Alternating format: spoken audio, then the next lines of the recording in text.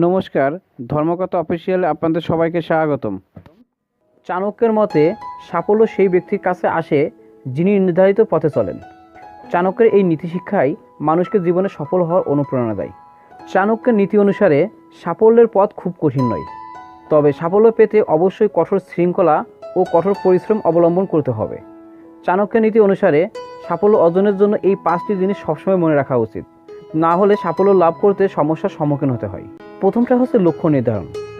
সাফল্য অর্জনের জন্য দৃঢ় কৌশল তৈরির প্রয়োজন, না হলে সাফল্য পেতে অসুবিধায় পড়তে হয়। সাফল্য অর্জনের জন্য একজন ব্যক্তির প্রথম কাজ লক্ষ্য নির্ধারণ করা। এরপরে ব্যক্তির একটি কৌশল তৈরি করা উচিত এবং সেই মতে কাজ করা উচিত, তাহলে সাফল্য আসতে বাধ্য। 2. সময় মতো কাজ পরিচালনা করা।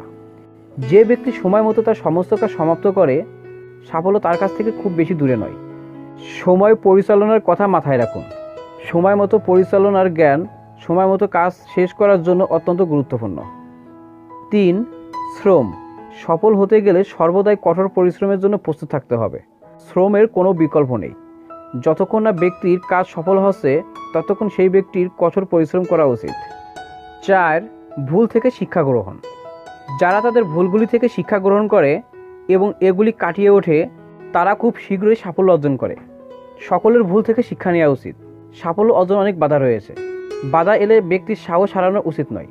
ধৈর্য ও সাহস রেখে ধারাবাহিকভাবে কাজ করা উচিত। সাফল্য জীবনে ধরা দিতে বাধ্য। 5. জীবনযাত্রার পরিবর্তন।